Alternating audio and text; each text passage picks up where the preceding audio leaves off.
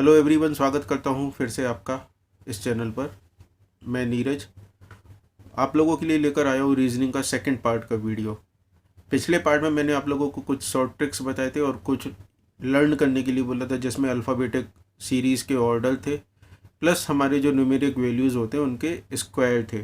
तो उम्मीद करता हूँ आप लोगों ने वो याद करे होंगे, क्योंकि वो हमें आगे काम आने वाले हैं हमारे जो न्यूमेरिक हम रीजनिंग बेस्ड करेंगे।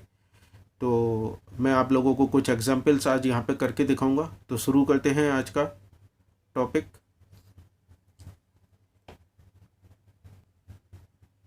तो ये है हमारा पहला क्वेश्चन, जिसमें हमें मिसिंग सीरीज़ निकालनी है। इसमें हमें तीन ऑर्डर दे रखे हैं, तीन सीरीज़ दे रखी है, POQ SRT एंड VUW। इसके बाद नेक्स्ट सीरीज़ क्या होगी इसी ऑर्डर में, वो हमें फाइंड आउट करना है। तो अब जैसा हमने बोला था अल्फ़ाबेटिक ऑर्डर हम लिख लेते हैं। POQ, P हमारा 16 नंबर पे है, O हमारा 15 है और Q हमारा 17 है। तो आपको एक चीज़ यहाँ पे क्लियर हो रही है, जो सेंटर वाला नंबर है 15, एक उसके प्लस करके लेफ़्ट साइड में लिख दिया गया है और दो उसके प्लस करके राइट साइड में लिख दिया गया है। तो पहली सीरीज़ में तो ये ऑर्डर फ्लो हो रहा है। अब हम देखते हैं जो सेकंड SRT है, क्या उसमें भी यही सीरीज़ फ्लो हो रही है।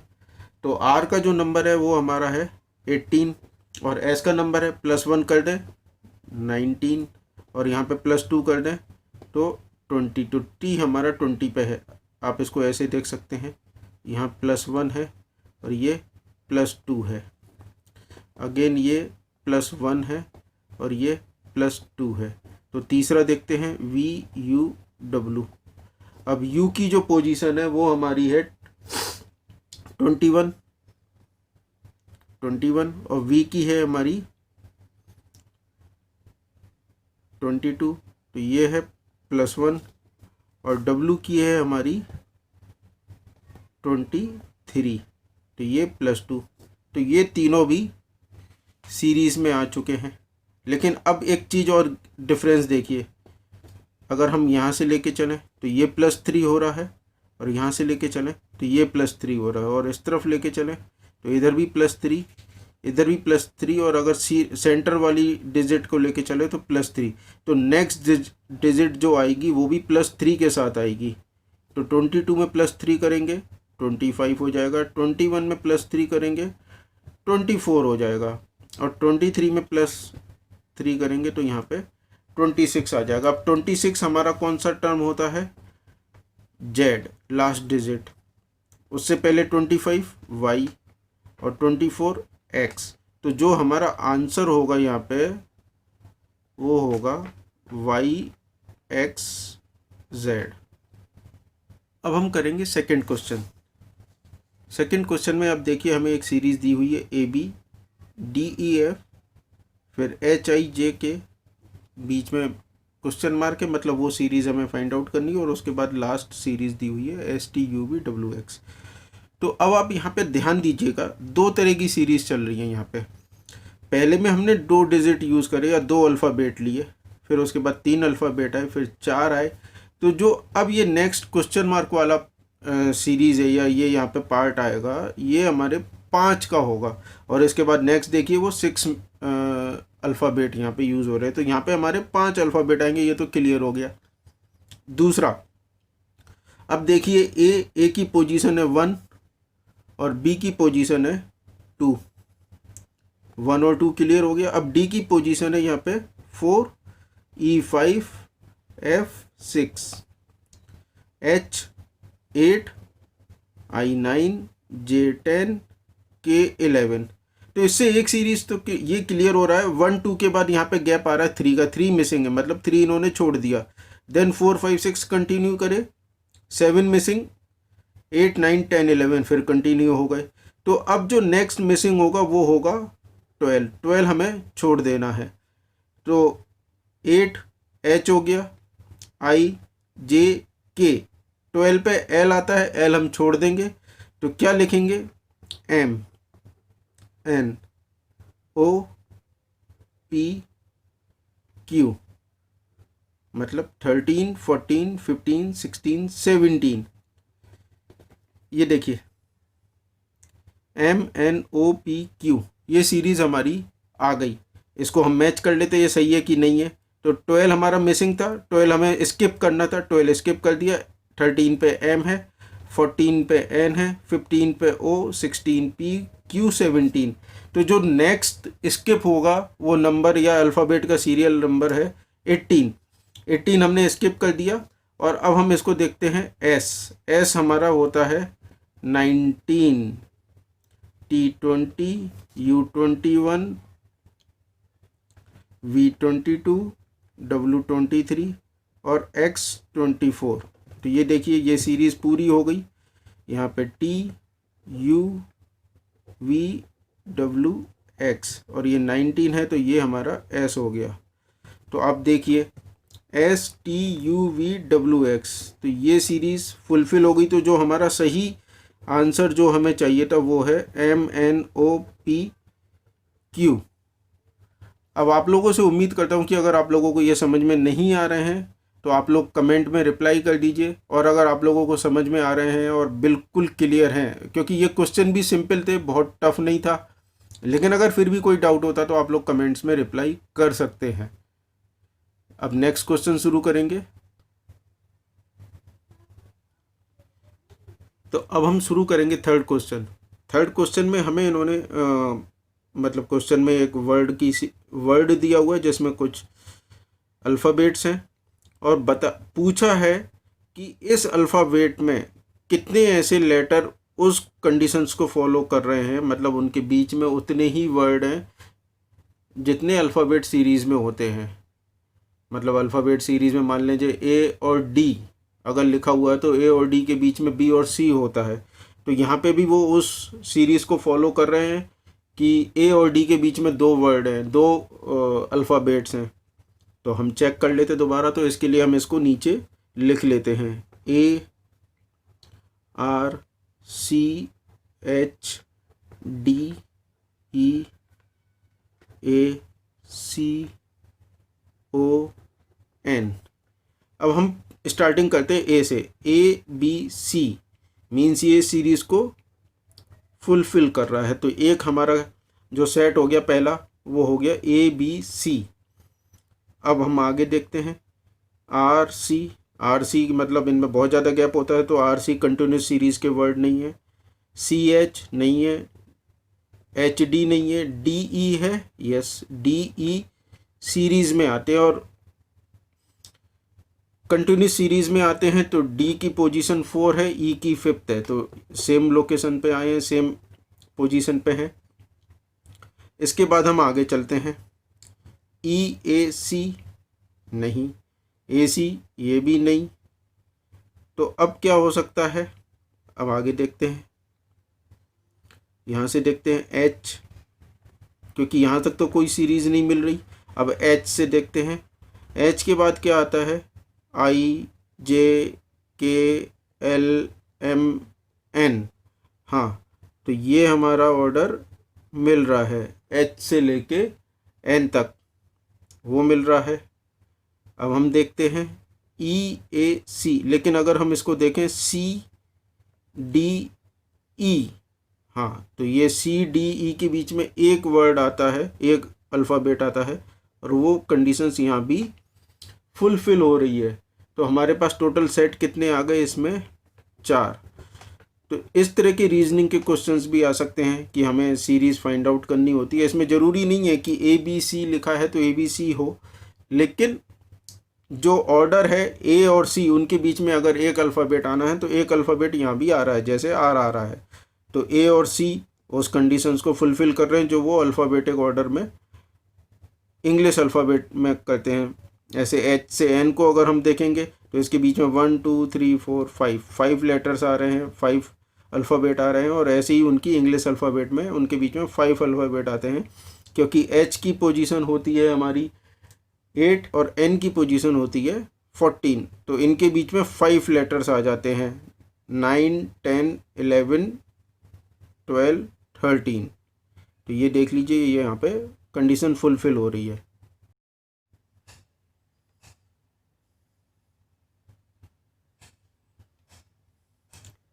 तो अब हम शुरू करते हैं नेक्स्ट क्वेश्चन। नेक्स्ट क्वेश्चन में भी हमें एक सीरीज़ दी हुई है, एक अल्फ़ाबेटिक सीरीज़ दी हुई है और उसमें पूछा गया है कि इनको हमें प्लेस करना है, इनके लेटर्स के जो न्यूमेरिक वैल्यूज़ होती हैं, मतलब जो उनकी प्लेस वैल्यू होती है, मींस A1 होता है, B2 होता है, C3 होता है, तो उस प्लेस वैल्यू के अकॉर्डिंग हमें इन्हें रिवर्स ऑर्डर में अरेंज करना है और फाइंड आउट करना है कि which is the fourth alphabet from the left side. तो हम इसको लिख लेते हैं यहाँ पे E M A S C U L A T E। और अब हम इनके साथ इनके जो प्लेस वैल्यूज़ हैं, मतलब E 5th पोजीशन पे आता है, M 13 पे आता है, A 1st पे आता है, S 19 पे आता है, C 3, U 21, L 12, A 1, T 20 और E 5। तो ये तो हमने इनके न्यूमेरिक प्लेस वैल्यूज़ लिख लिए। अब हम इसको अगर काउंट करें, जैसा इन्होंने पूछा है कि first to arrange in reverse order, तो रिवर्स ऑर्डर में सबसे पहले आएगा U, देन आएगा 20 डिसेंडिंग ऑर्डर के अकॉर्डिंग, तो 21 आ गया, 20 आ गया, देन आएगा 19, तो आएगा 13 और 13 के बाद आएगा 12। अब हमें पता क्या करना है, पता हमें करना है कि which is the fourth alphabet from the left after arranging in descending order. तो पहला हमारा U हो गया 21 पे, देन हमारा आएगा T 20 पे, देन हमारा आएगा 19 S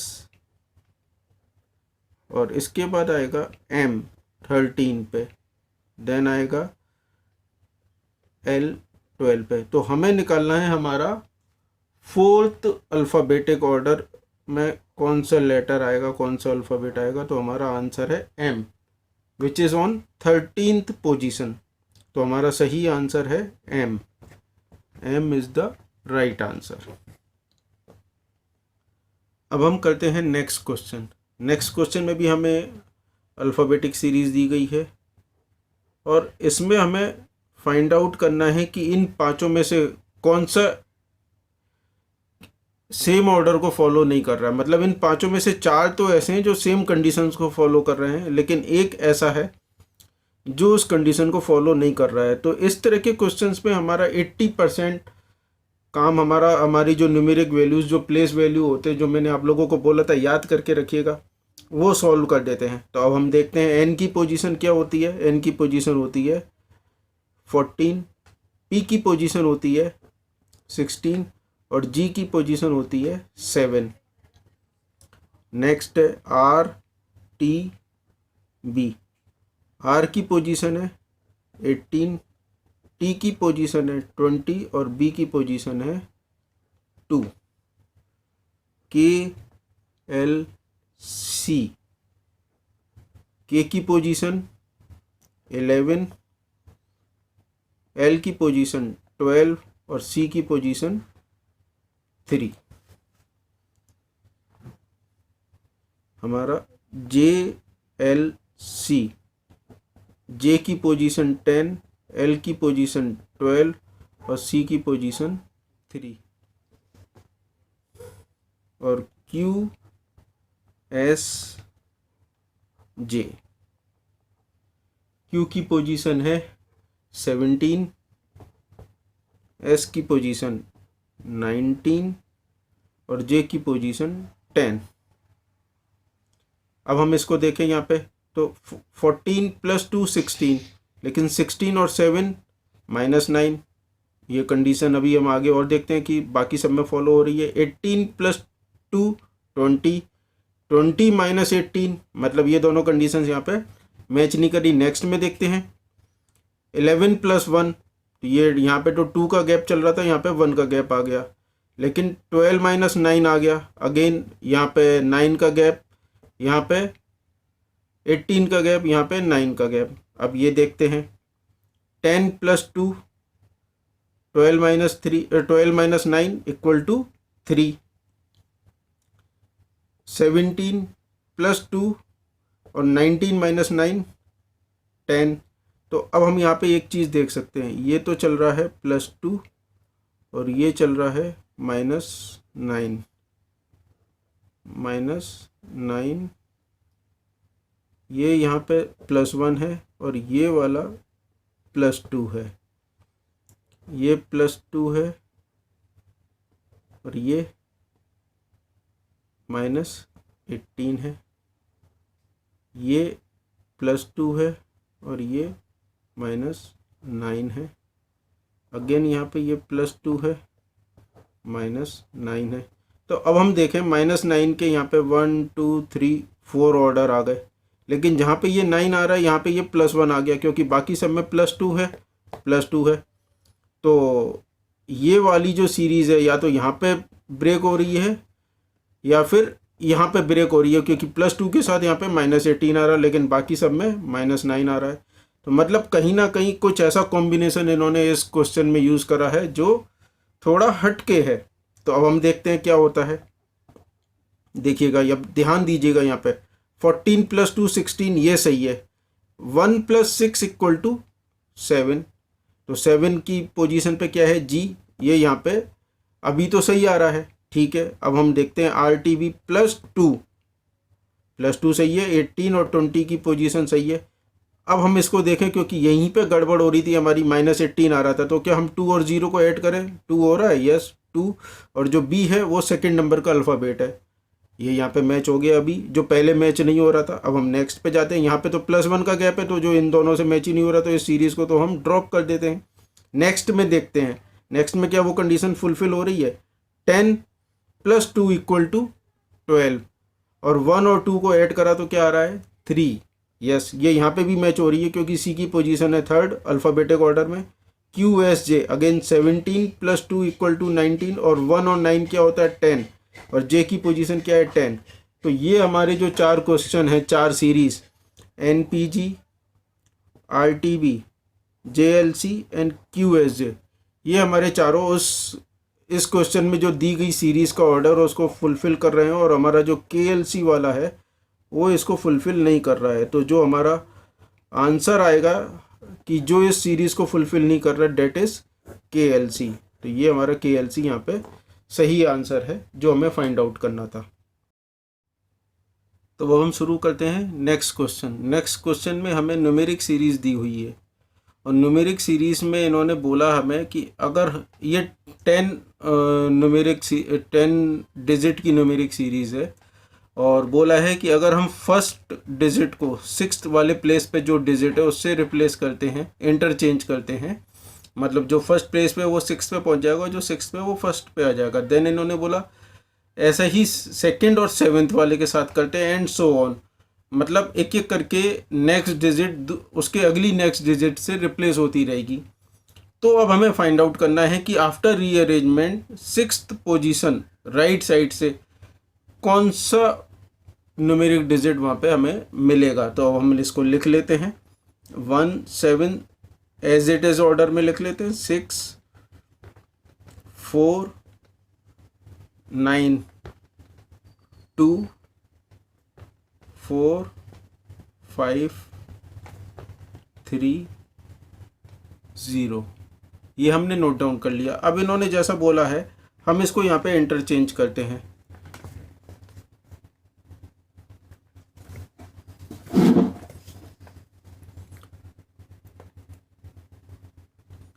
फर्स्ट को हमने इंटरचेंज करा, 1 2 3 4 5 6, मतलब 1 यहाँ पे आ जाएगा और 2 जो है वो 1 के प्लेस पे आ जाएगा, एज इट इज़।